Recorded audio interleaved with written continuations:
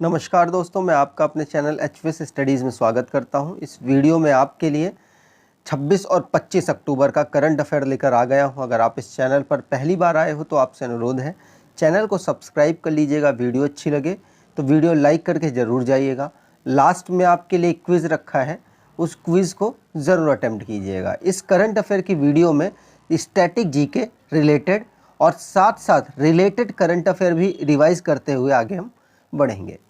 चलिए बात करते हैं लास्ट डे के क्विज की। जो लास्ट डे करवाया था वो क्वेश्चन क्या था, what is rank of India in world justice project rule of law index 2021 में भारत की रैंक थी 79। आप सभी ने आंसर डिटेल में और सही दिया था। आगे बात करें आज का पहला question, which tiger conservation foundations win earth heroes award 2021।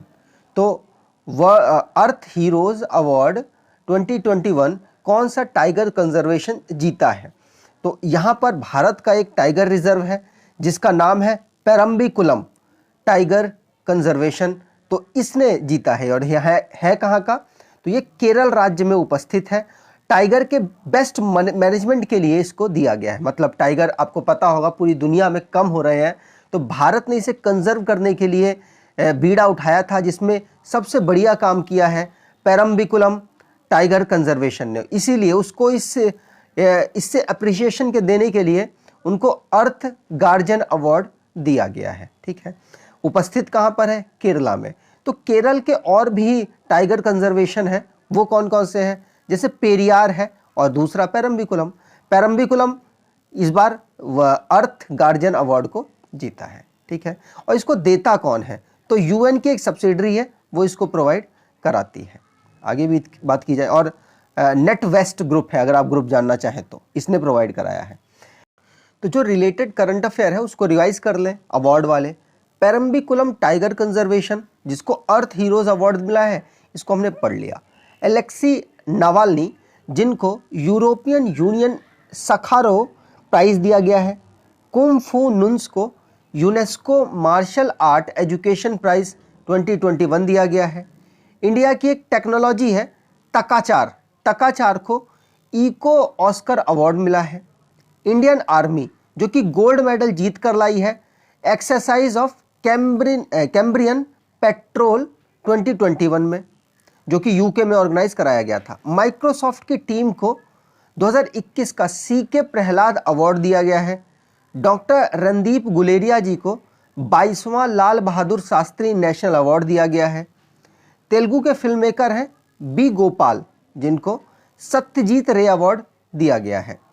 Astronautical society of India ने जिसको हेड कर रहे हैं के सिवान, उन्होंने आर्यभट्ट अवार्ड दिया है किसको? जी सतीश रेड्डी को। मलयालम राइटर हैं बेनियामिन, उनको व्यालर अवार्ड दिया गया है। आगे बात करें, अगला क्वेश्चन है which country joins Pakistan in FATF grey list. तो सभी ने टर्की जरूर सुन लिया होगा, लेकिन साथ साथ टर्की तो है ही पाकिस्तान के साथ इंक्लूड हो गया है इस साल, और दूसरी कंट्री है जॉर्डन, तीसरी कंट्री है माली। तो यहाँ पर 3 कंट्रियां हैं जिसने पाकिस्तान को FATF की ग्रे लिस्ट में ज्वाइन किया है। ग्रे लिस्ट है क्या? तो आपको बता दूं, जितनी भी बड़ी ऑर्गेनाइजेशन है, चाहे IMF हो, वर्ल्ड बैंक हो, ADB हो, यूरोपियन यूनियन हो, जो पैसा प्रोवाइड कराती है आपके डेवलपमेंट के लिए, तो वो वहाँ से पैसा लेना बहुत मुश्किल हो जाता है जो ग्रे लिस्ट में आते हैं FATF की। और ब्लैक लिस्ट तो और डेंजर है, मतलब वहाँ पे तो सारे प्रतिबंध लगा दिए जाते हैं। तो ब्लैक लिस्ट की बात नहीं हो रही है यहाँ पे हो रही है ग्रे लिस्ट की। तो ग्रे लिस्ट, उस ग्रे लिस्ट में उन कंट्रियों को डाला जाता है जो कि आतंकवादियों को पैसा, जो फंडिंग होती है उसको रोक नहीं पा रहे अपने देश में उनको। ठीक है, यहाँ पर बात की जाए पाकिस्तान के साथ मैंने आपको बता ही दिया, टर्की, जॉर्डन और माली भी इंक्लूड हो गए हैं ग्रे लिस्ट में और नए मेंबर बने हैं, इसलिए हमने इनके बारे में जान लिया। यहाँ पर बात कर ली जाए रिवीजन की, तो टर्की के साथ पाकिस्तान FATF में जुड़ गया है और जॉर्डन और माली भी इसके साथ जुड़े हुए हैं। ठीक है, डोनाल्ड ट्रंप जिन्होंने सोशल मीडिया प्लेटफॉर्म को लॉन्च किया है ट्रुथ सोशल, जिसका नाम होगा इंडिया, इजराइल, UAE और US, ये 4 देश मिलकर नया क्वाड बना रहे हैं। इक्वाडोर ने जिसने स्टेट इमरजेंसी लगा दी है, किसके लिए? क्राइम वेव बढ़ गया है इसलिए। रशिया और चाइना दोनों मिलकर एक ड्रिल कर रहे हैं, एक एक्सरसाइज है नेवी की जिसका नाम है जॉइंट सी 2021। कहां पर कर रहे हैं? सी ऑफ जापान में। जोनास गेहर स्टोर जो कि नॉर्वे के नए प्राइम मिनिस्टर बने हैं। जर्मनी ऐसा कंट्री बन गया है जो कि पहला सेल्फ ड्राइविंग ट्रेन को लॉन्च किया है। इंटरनेशनल एनर्जी एजेंसी ने भारत को इनवाइट किया है कि फुल टाइम मेंबर आके बन जाओ। अलेक्जेंडर स्कैंडरबर्ग जो कि ऑस्ट्रिया के नए चांसलर बने हैं। इथियोपिया के दोबारा से प्राइम मिनिस्टर बन गए हैं एबी अहमद। आगे बात करें, अगला क्वेश्चन है हु टू गेट सत्यजीत रे लाइफ टाइम अचीवमेंट अवार्ड। ये अवार्ड गोवा में चल रहा है फिल्म फेस्टिवल, वहां पर दिया गया है। तो ये किनको दिया गया? Life time achievement award. ये पूरे अब साल आपसे पूछे जाएंगे एग्जाम में, तो आंसर हो जाएगा मार्टिन स्कोर्सेस और स्टेवन सजाबे। ठीक है, इन दोनों को अवार्ड मिला है, बोथ आंसर यहां पर सही हो जाएगा। लाइफ टाइम अचीवमेंट अवार्ड मिला है, यहां पर बात कर ले तो हॉलीवुड के है मार्टिन स्कोर्सेस और दूसरे हैं फिल्म मेकर स्टेवन सजाबो। इन दोनों हंगरी के बिलोंग करते हैं। तो इन दोनों को अवार्ड दिया गया सत्यजीत रे लाइफ टाइम अचीवमेंट अवार्ड। कहां दिया गया है? तो मैंने आपको बताया international film festival of India जो कि 52वां चल रहा है। कहां पर चल रहा है? गोवा पर चल रहा है। वहां पर इनको ये प्रोवाइड कराया गया है, चलेगा वहां पर ये प्रोवाइड कराया गया। इनको नाम इनके अनाउंस कर दिए गए हैं इसके लिए। ठीक है, 20 से 28 नवंबर को इसको ऑर्गेनाइज कराया जाएगा। नाम अवार्ड वाले अनाउंस कर दिए गए हैं। ठीक है, यहां पर बात करते हैं अगले क्वेश्चन की। तो अगला क्वेश्चन है which company launches program to support artificial intelligence startup in India.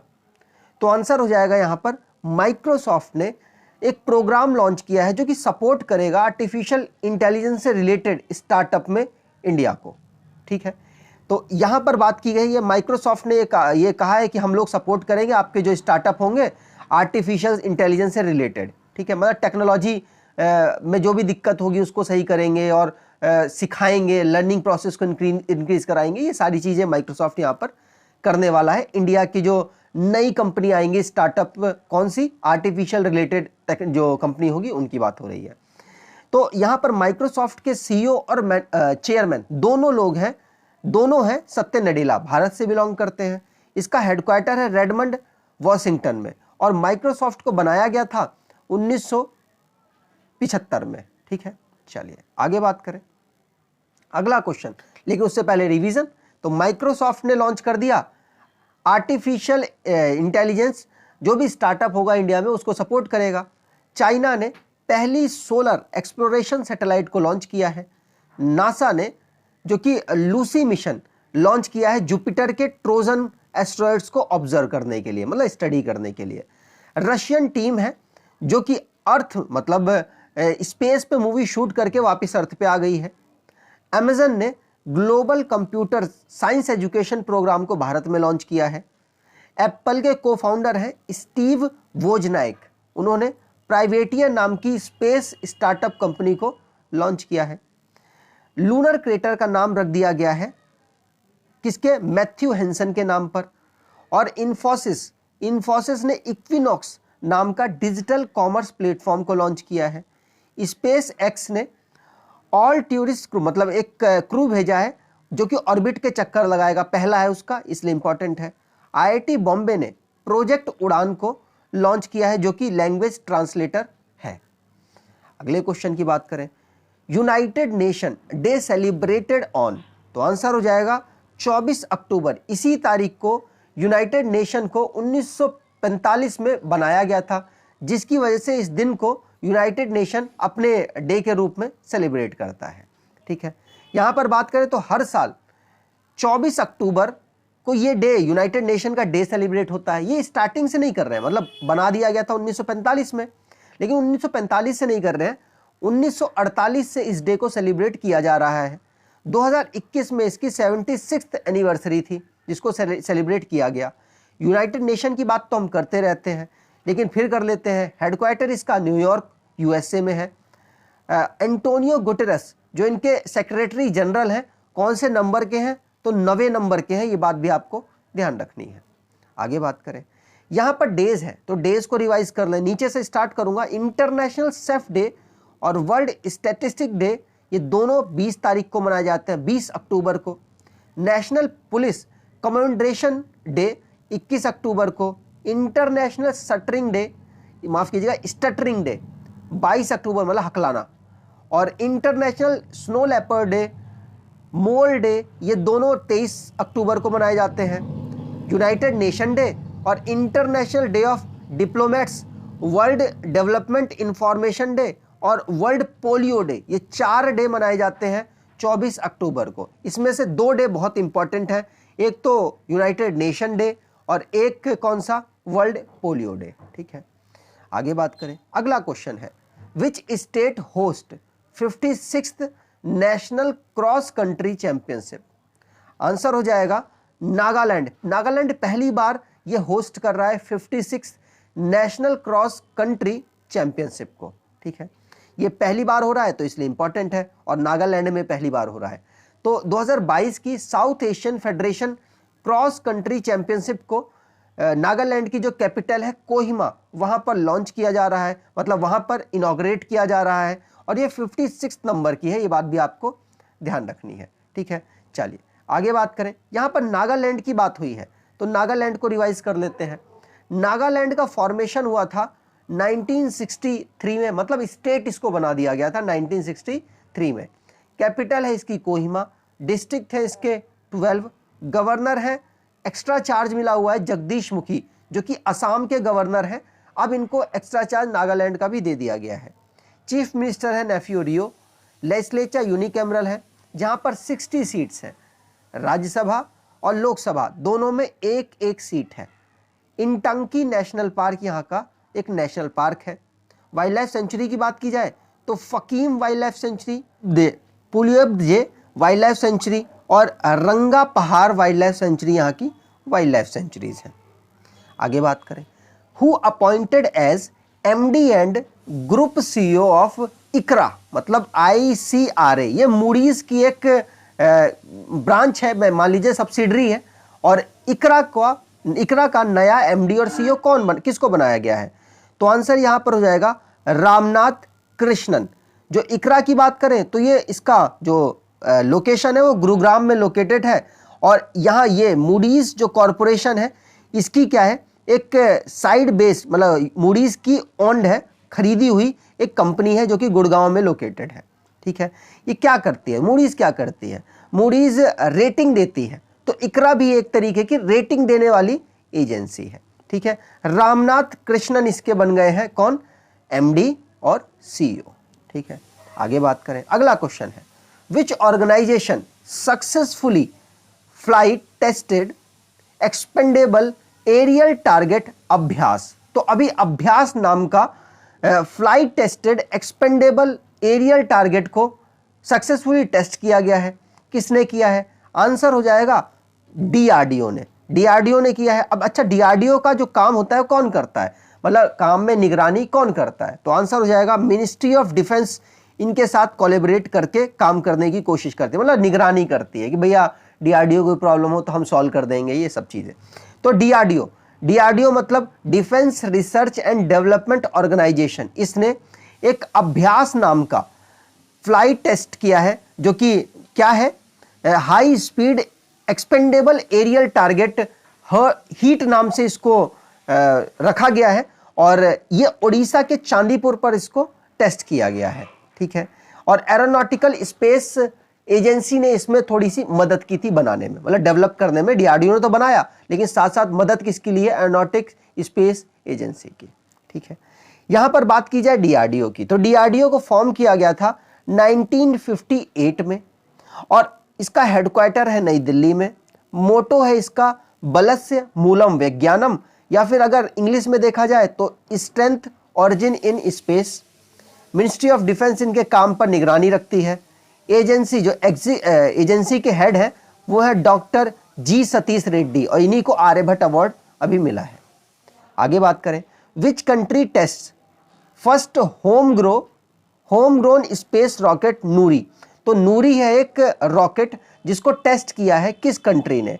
तो आंसर यहां पर हो जाएगा साउथ कोरिया ने अभी इसको टेस्ट किया है। और आपको ये बात ध्यान रखनी है, साउथ कोरिया की बात की जाए तो कोरियन सैटेलाइट ने लॉन्च किया है नूरी, या तो फिर आप इसको कह सकते हैं Korean satellite launch vehicle second. तो दोनों में से कुछ भी आप कह दीजिए, बात तो एक ही है, ठीक है। तो नूरी ज्यादातर क्वेश्चन पूछा जाएगा, इसमें तो आपको पता चल रहा है कि तो साउथ कोरिया होगा तो नॉर्थ कोरिया होगा, तो आपको नूरी पूछा जाएगा, ठीक है। तो ये पहली उनकी खुद की बनाई हुई है रॉकेट, तो इसलिए इंपॉर्टेंट है। साउथ कोरिया की बात करें तो इसके प्रेसिडेंट है मून जे इन, और कैपिटल है इसकी सियोल, और करेंसी है इसकी वॉन, साउथ कोरियन वॉन। अगर मैप पर देखें तो मैप पर साउथ कोरिया और नॉर्थ कोरिया के बीच में जो लाइन जा रही है इसको पूछा जाता है। तो ये है 38 डिग्री पैरेलल। अगर आपसे पूछा जाए अमेरिका यूएसए और कनाडा के बीच में कौन सी लाइन है, तो आपको बताना है 49th पैरेलल। इंडिया और पाकिस्तान के बीच में अगर आपसे पूछी जाए तो आप क्या बताएंगे? Red Cliff line. चाइना और इंडिया के बीच में अगर आपसे पूछी जाए तो आप क्या बताएंगे? McMahon line. पाकिस्तान और अफगानिस्तान के बीच में अगर आपसे लाइन पूछी जाए तो आप क्या बताएंगे? कौन सी है? रेड क्लिफ, माफ कीजिएगा, डूरंड लाइन, ठीक है। ये बात आपको ध्यान रखनी है। आज के क्विज की बात करें तो who elects first ever president removing UK queen Elizabeth? तो आपको पहली जो प्रेसिडेंट बनी है कहाँ की? बारबाडोस की। यहाँ पे देश नहीं लिखा हुआ है, माफ कीजिएगा। बारबाडोस की जो पहली प्रेसिडेंट बनी है उनका नाम बताना है। यहाँ पर ये 4 नाम लिखे हुए हैं, डिटेल में आपको आंसर कमेंट बॉक्स में देना है, ठीक है। अगर आपको वीडियो अच्छी लगी है तो आपसे अनुरोध है चैनल को सब्सक्राइब कर लीजिएगा, वीडियो को लाइक कर दीजिएगा, और एटलीस्ट अपने 10 से 20 लोगों को शेयर करेंगे, ऐसी आपसे उम्मीद करता हूँ। धन्यवाद।